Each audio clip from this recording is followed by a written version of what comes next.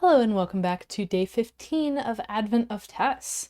Today we are going to be introducing the open rhombus twist and working on a pattern that I call open saws. So this pattern shows that even in the hexagon, rhombus, triangle, rhombus tiling, we can have different arrangements, different patterns of front and back for our twists. So the last 2 days we were working on patterns with hexagons on one side and the rhombi and triangles on the other. Today the hexagon and rhombus is going to be on the same side, the triangle on the other side, and tomorrow the hexagon and triangle are going to be on the same side with the rhombus being the odd one out. So let's jump in with that closed hexagon twist in the center. I'm going to take the paper like I have been for the closed hexagon twist and bring in a pleat from the corner about halfway through the paper and then grab that pleat with my left hand as I shape the next pleat with my right. Pass and shape and pass and shape, always making sure that my mountains are coming to the corners of my paper. Excuse me. And bringing everything all together. I'm going to poke a little in the center and grab my twist around, and smooth things out once it's down. And again, I really want to emphasize that I'm aiming for getting my twist all the way twisted around so I don't have any zigzags behind my hexagon. So with this in place, how do we set up for the open rhombus twist? I'm going to start with a tube pleat,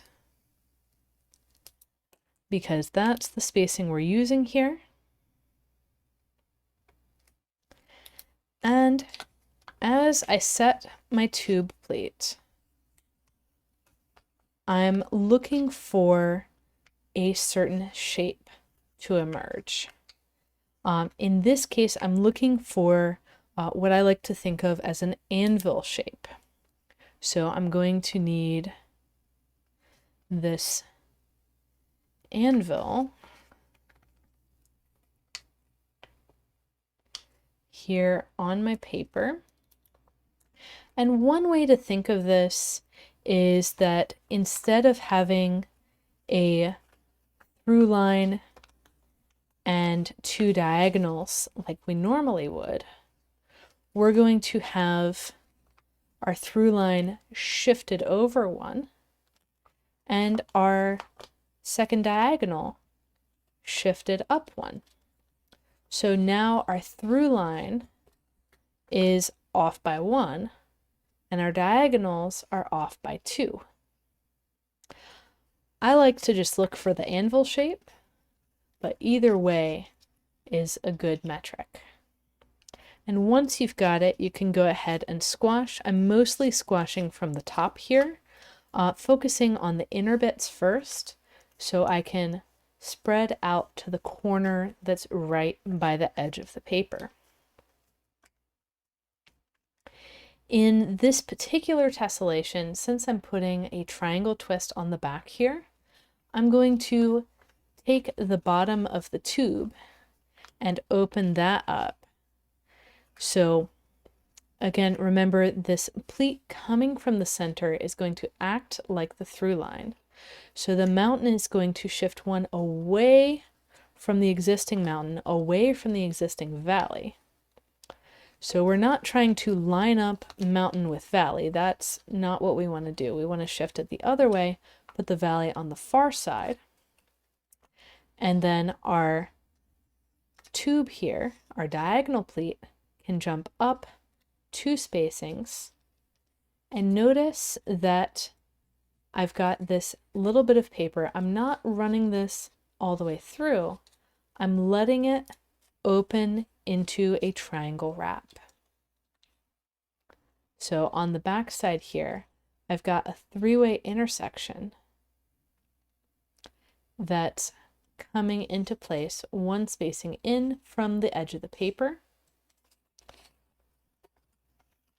And that will get me my next rhombus twist. So instead of the pleat overlaps that we had with the hexagon triangle rhombus triangle tiling, when we have the hexagon rhombus triangle rhombus tiling, we're going to end up with triangle wraps or three-way intersections. So setting up this side the same way, I'll go back. So I'm setting up the tube, and I know that my next pleat is offset 2 spacings in the same grid direction. It's going to create that triangle wrap. And instead of a through line, I'm going to shift that pleat over 1 spacing, put everything down, and squash. And I'll work my way around. So the last 2 little tessellation seeds that we worked on, we went ahead and squashed the triangles as soon as we had them set up. But this time, since the triangles are on the far side, I'm going to leave them be because they're not causing any issues. And we'll squash them all at the end. So getting everything set up, I've got just enough space here to put in my next twist without interference before I get around to the 6th and final one.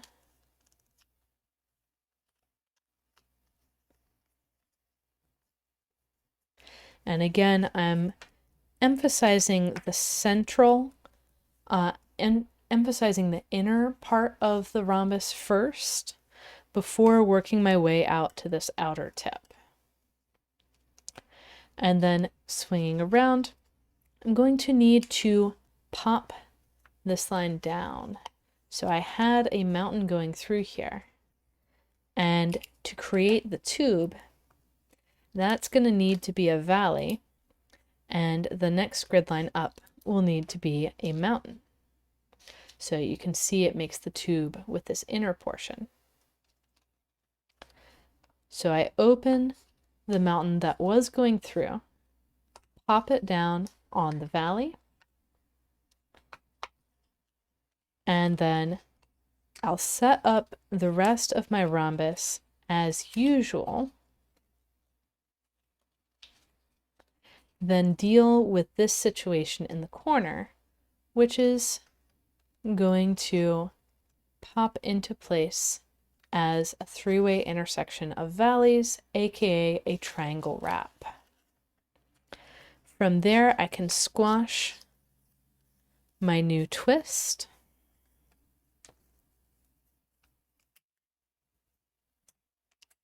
And then flip over and take all of these 3-way intersections and squish them into closed triangle twists. Now this is close to the edge. It may give you trouble like it's trying to give me. Whoop, on screen. And I'm just gonna go in and dig a little with the bone folder to get everything smoothed out.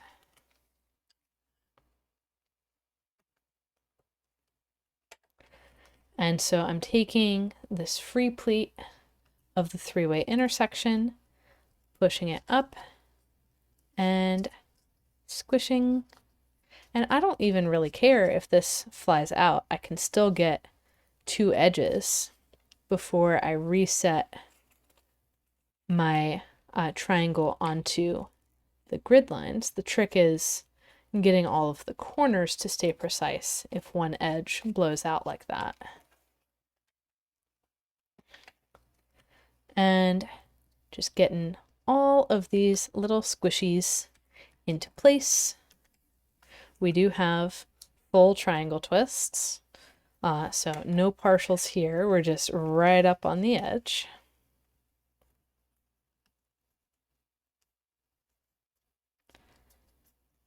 And just got to make sure that all the values are actually staying on grid lines to get those nice clean squashes when you're at the edge of the paper. So that's what we've got here. It's very pretty from the back and the front. And as you might suspect, based on what we did the last 2 days, if these rhombi were spaced one further out from the closed hexagon, I would need open triangles in the back instead of closed. So that's a fun quirk of this one.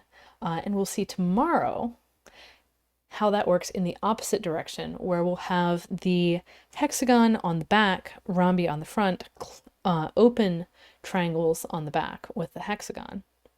And if it was spaced one closer, you could still do that. You'd get a flagstone pattern and the triangles would be closed, but it would be much harder to fold. So we're doing the open triangle version tomorrow, which I call open suns. So happy folding, everyone. Please use #AdventOfTess, and I will see you all tomorrow.